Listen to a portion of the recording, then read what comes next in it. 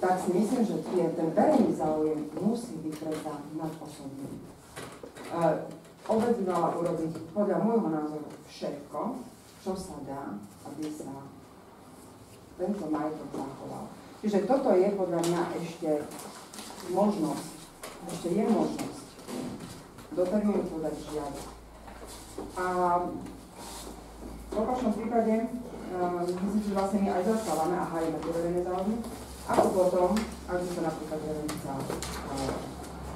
rozobrala alebo borila, ako chceme vysvetliť občanom, že sme dopustili výstavbu takéto drevenice a teraz kvôli tomu, aby sme ju teraz rozobrali. A ja si myslím, že je to dosť zaražajúce aj pre tých občanov, že ako vlastne my odôvodníme nakladanie, efektívne nakladanie a hospodárenie s majetkom.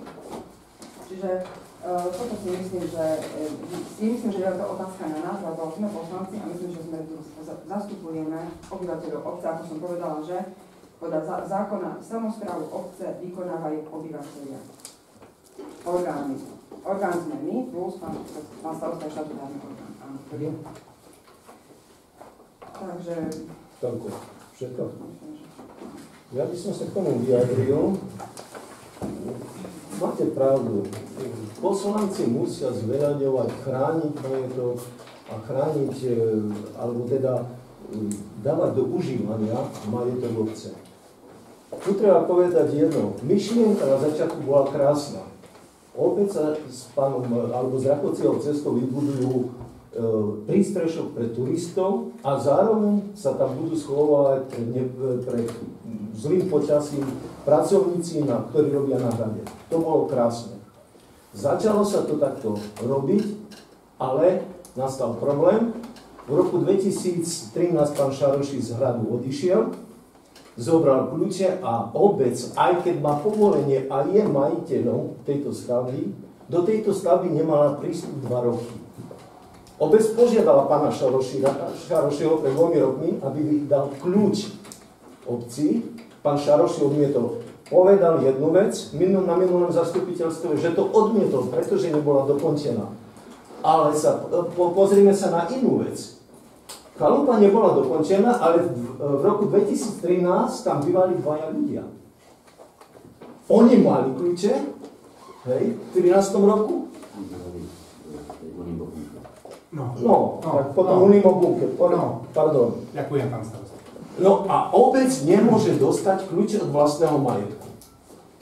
Hej? Je to náš majetok, my kľúče nemáme, jeho to majetok nie, aj keď to staval, beriem to, že ste to stavali aj za pomoci našich robotníkov, ale kľúče ste nám nevydali, čiže my, ktorí sme, alebo teda obec, ktorá bola zodpovedná za dodržanie všetkých stavebných prác, za dodržanie zákona pri výstavbe, za dodržanie všetkých podmienok, ktoré boli stanovené v rozhodnutí, ona k tomu nemohla nejakým spôsobom sa vyjadriť, lebo nemala k tejto stavbe prístup. Nech občania rozhodnú. Ale občania majú teraz rozhodnúť, že áno, tú stavbu zachovajme, aj keď nemáte kľúče od toho, aj keď nemáte prístup. A vy ste za to zodpovední, obec, pretože keby náhodou tam obec nevie, aké sú tam protipožiarne predpisy splnené. Vieme z fotografie, že je tam plynová pec. Hej. Nedodržali sme stavbu, pretože keď všetci ste počuli prístrešok, je to dočasný... Zhrubový objekt. Pán prednosta to minule vysvetľoval, teraz... Nie. Zhrubový objekt so sedlovou strechou. Ja vám prečítam. Kde? Pozvánke, ale v rozhodnutí. Takisto rozhodnutie je to, ale v inom riadku. Treba prečítať. V rozhodnutí, ktoré nám vydal okresný úrad životného prostredia, je tam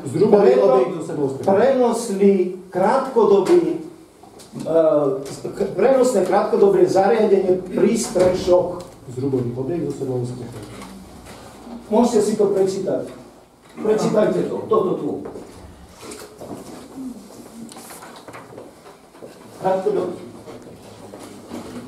Prečítajte to tu. Krátkodobého prenosného čítať. Za hranicami zastaveného územia obce.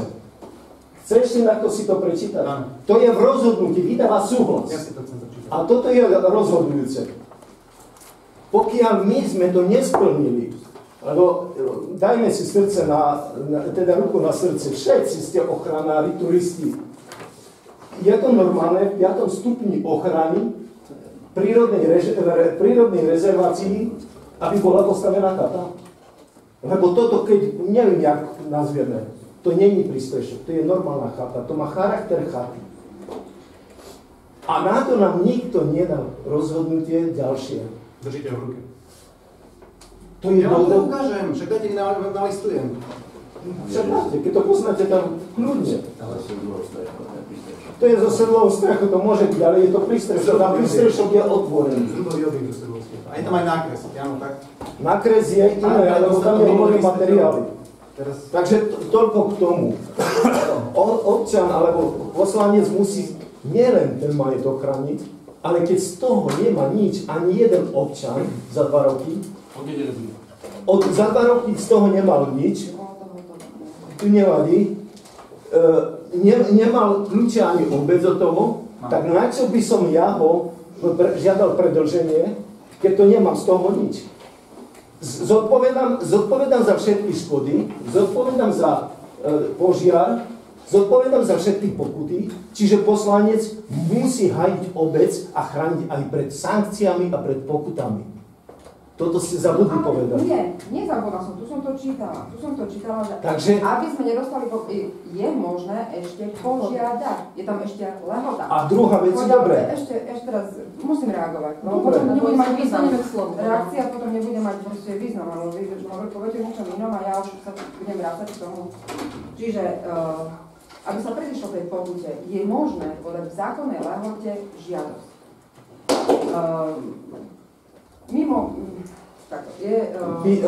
Vy ste povedali, že keď to neslúži nikomu, prečo my by sme to mali akože chcieť? Pretože vyjadrilo skoro 160 ľudí, 132 občanov Kapušia. Ale obec má 2100 občanov. No a?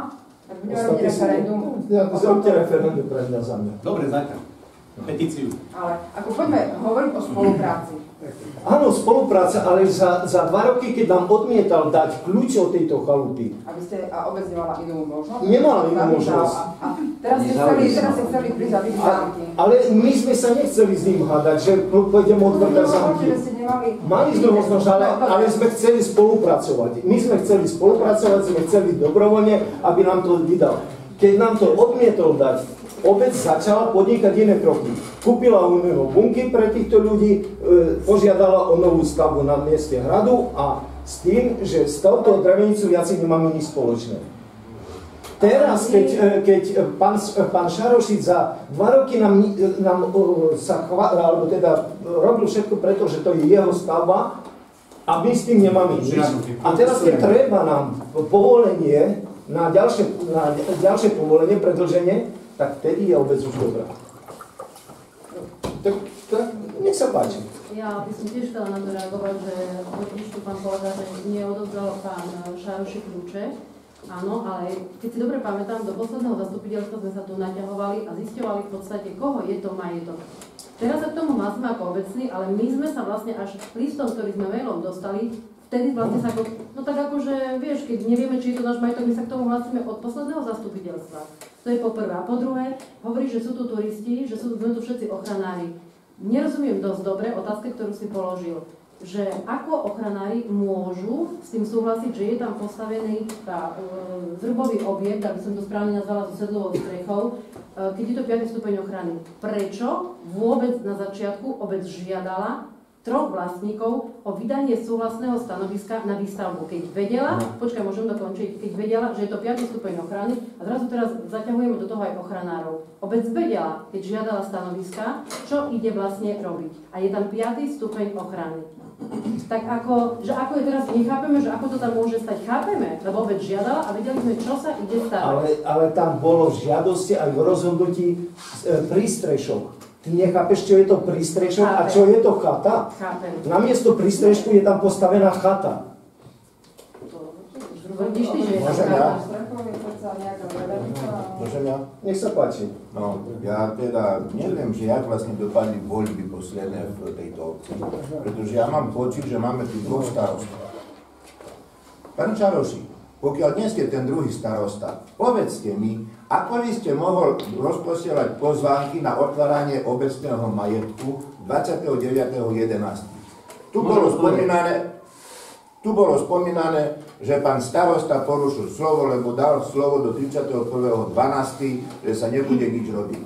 Povedzte mi, bol ste tu, spomnul ste niekomu zo zastupiteľstva alebo starostovi, že sa plánuje 29.11. otvárať prístrešok? Môžem povedať? Môžete. Ja som poslal vám, všetkým poslancom, aj pánovi starostovi, pretože komunikujem vždy so všetkými, snažím sa. Poslal som návrh. Ale počúvajte. Pozvánky.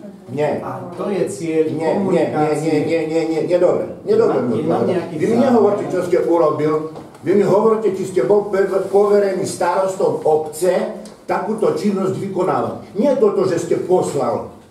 Bol ste poverení takto zariadovať obecné veci.